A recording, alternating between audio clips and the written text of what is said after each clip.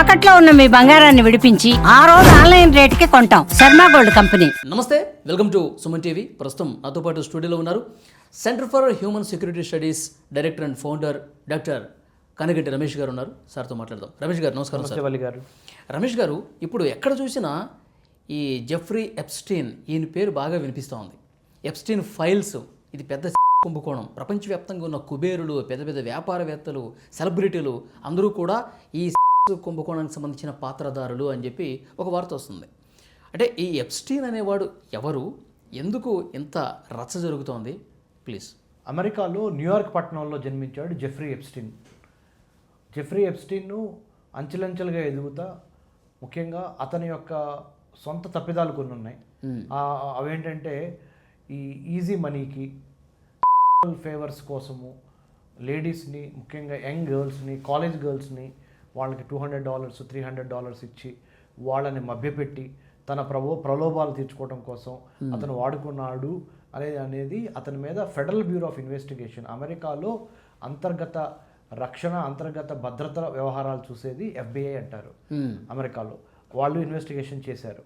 So ఇతను ఒక predator, అంటే ఇతను చాలామంది మహిళల్ని, చిన్నవాళ్ళని ఇబ్బంది పెట్టాడు అనేది అతని మీద ఉన్న ఆరోపణలు. సో జెఫ్రీ ఎప్స్టీన్ అనే అతను అలా అంచెలంచెలుగా ఎదుగుతా హై నెట్వర్త్ ఇండివిజువల్స్, ఇందాక మీరు పరిచయకాలంలో చెప్పారు, ఇంట్రొడక్షన్లో చెప్పారు, బాగా డబ్బులున్న వాళ్ళు, వ్యాపారవేత్తలు, రాజకీయవేత్తలు, సినిమా సెలబ్రిటీలు, హాలీవుడ్ స్టార్స్, సెలబ్రిటీస్, ఫ్రాన్స్ నుంచి అంటే ప్యారిస్ నుంచి, ఇటలీ నుంచి, వేరే వేరే కంట్రీస్ నుంచి వచ్చిన మోడల్స్, వాళ్ళందరూ ఈయన పే రోల్లో ఉండేవాళ్ళు.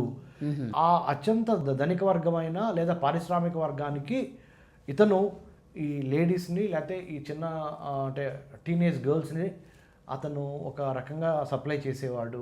తద్వారా అతను అంచెలంచెలుగా మిలియనీర్గా ఎదిగి తన పబ్బం గడుపుకొని స్వామి కార్యము స్వకార్యం చేసినట్టుగా అతని యొక్క ఆర్థిక ఎదుగుదల కోసము చాలామంది మహిళల్ని అతను ఈ విధంగా ఈ రొంపిలోకి దించాడు. ముఖ్యంగా టీనేజ్ గర్ల్స్ని ఎక్కువగా సప్లై చేశాడు అని చెప్పి ఒక వీడియో వచ్చిందండి. ఆ వీడియోలో మరీనా అనే ఒక అమ్మాయి బ్రెజిల్ అనే దేశం నుంచి అమెరికా వచ్చి పొట్ట చేత్తో పట్టుకొని, అమ్మాయికి ఆల్రెడీ ఒక ట్రబుల్డ్ చైల్డ్హుడ్ ఉంది. వాళ్ళ నాన్నగారు ఆ అమ్మాయిని అబ్యూస్ చేశాడని ఆ అమ్మాయి రికార్డులో చెప్పింది. అలాంటి పరిణామ క్రమంలో బ్రెజిల్ నుంచి పారిపోయి వచ్చి అమెరికా వచ్చి అమెరికాలో ఉద్యోగ నిమిత్తం వచ్చినప్పుడు న్యూయార్క్లో మ్యాన్హట్టన్లో పెద్ద పెద్ద ప్యాలెస్ల్లో ఇతను జెఫ్రీ ఎప్స్టీన్ అనే అతను ఈ అమ్మాయికి నేను జాబ్ ఇస్తానని చెప్పి తీసుకెళ్ళి ట్రాప్ చేసి, అట్లా ఇలాంటి వాళ్ళు వందల మంది చేశారు అని అతని మీద ఆరోపణలు ఉన్నాయి. ఆరోపణలో కొన్ని ఆరోపణలు నిజమైన మాట వాస్తవము. సో జెఫ్రీ ఎప్స్టీన్ గురించి ఈ మరీనా అనే ఈ బ్రెజిలియన్ అమ్మాయి చెప్పటం బట్టి తీగలాగితే డొంక కదిలినట్టు ఫెడరల్ బ్యూరో ఆఫ్ ఇన్వెస్టిగేషన్ వరకు కూడా వెళ్ళి వాళ్ళు కూడా దీని మీద విచారణ చేసి ఇతనికి సహకరించిన ఇంకొక లేడీ ఉంది, ఆ లేడీ మ్యాక్స్వెల్, ఆమె పేరు. ఆ మ్యాక్స్వెల్ అనే ఆమె కూడా ఇతనికి సహకరించింది. ఆ మ్యాక్స్వెల్ కూడా తన తర్వాత సూసైడ్ చేసుకొని చనిపోయింది. ఈ జెఫ్రీ ఎప్స్టీన్ కూడా 2019లో అమెరికా ప్రెజల్లో అతను చనిపోయాడు ఆత్మహత్య చేసుకొని అనేది కూడా వాస్తవం. కానీ అతని యొక్క ఫైల్స్ ఇప్పుడు ప్రకంపనలు ఎందుకు సృష్టిస్తున్నాయి అంటే అందుట్లో ప్రముఖుల పేర్లు ప్రపంచంలో ఆర్థికంగా, రాజకీయంగా, సామాజికంగా, విద్యాపరంగా, టెక్నాలజీ పరంగా నెంబర్ 1 అయిన వాళ్ళ పేర్లు, ఆ కంపెనీల హెడ్లు, వాళ్ళందరి పేర్లు ఈ జెఫ్రీ ఎప్స్టీన్ ఫైల్స్ లో ఉంటాము. దీనికి తోడుగా డొనాల్డ్ ట్రంప్ పేరు కూడా దీంట్లో ఉంటాము. డొనాల్డ్ ట్రంప్ మీద కూడా డెమోక్రటిక్ పార్టీ ధ్వజమెత్తటము. ఇది ఇప్పుడు అమెరికాలో రిపబ్లికన్ పార్టీ డొనాల్డ్ ట్రంప్ ఉంది, డెమోక్రటిక్ పార్టీ దానికి అపోజిషన్ పార్టీ. సో వాళ్ళు కూడా ట్రంప్కి నీకు ఎటువంటి మోరల్ ఫైబర్ లేదు, you have to step down, నువ్వు ప్రెసిడెంట్గా దిగిపోవటం మంచిది, ఎందుకంటే మీకు ఆ యొక్క అర్హత, నీతి, నిజాయితీ, తన అనేది లేకుండా మహిళని ఒక ఆట వస్తువుగా, మహిళని ఒక వ్యాపారాత్మకంగా మీరు మాట్లాడతాం, మహిళని అవసరమైతే మేము కొనగలము అనే స్థాయి మీరు చూపించటము.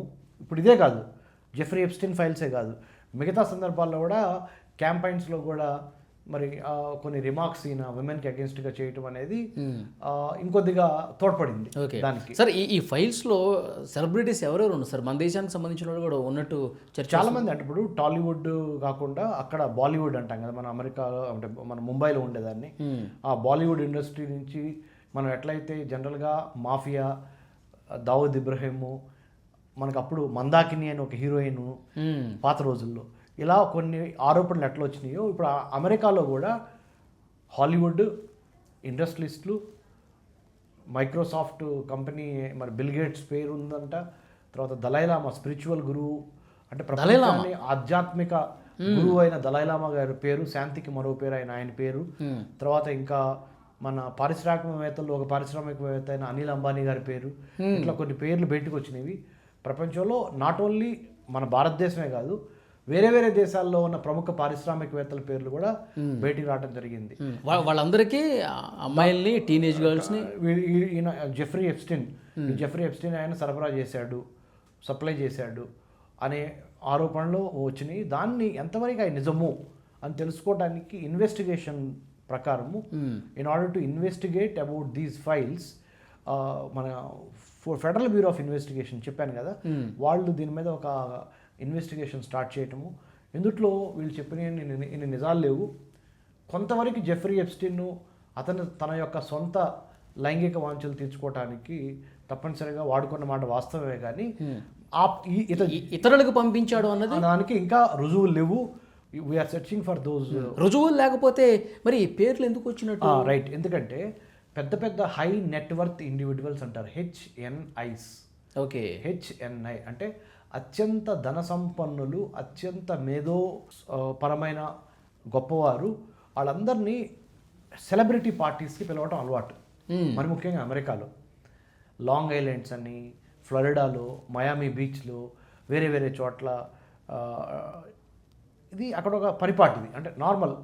దానికి ఎవరైనా వస్తారు, వచ్చినప్పుడు వాళ్ళ పేర్లు ఈయన రాసుకున్నాడు జెఫ్రీ ఎప్స్టీన్. అంతేగాని వాళ్ళు జెఫ్రీ ఎప్స్టీన్ ఇచ్చిన ఈ గర్ల్స్ని కానీ విమెన్ని కానీ వాళ్ళు పేరోల్లో డబ్బు ఎరచూపి వాళ్ళు వాడుకున్నారనే దాని మీద ఆధారాలు ఇంకా ఫెడరల్ బ్యూరో ఆఫ్ ఇన్వెస్టిగేషన్ ఇంకా ఇన్వెస్టిగేట్ చేస్తుంది. సో అది అంటే ఇన్వెస్టిగేషన్ పూర్తిగా కంప్లీట్ కాల, ఇంకా కాల 2019, అంటే ఇది అంచెలంచెలుగా జరుగుతుంది, అది మనం గమనించాల్సింది. ఇప్పుడు పార్టీలు డెమోక్రాట్స్, రిపబ్లికన్స్ రేపు ఎలక్షన్స్కి వెళ్తారు ఇంకొక 1 year తర్వాత. 2029 కల్లా, ఇవాళ 2026లో ఉన్నాం, ఇంకొక 2 years డౌన్ ద లైన్లో ట్రంప్ అడ్మినిస్ట్రేషన్ దిగిపోయే సందర్భం ఇక స్టార్ట్ అయింది.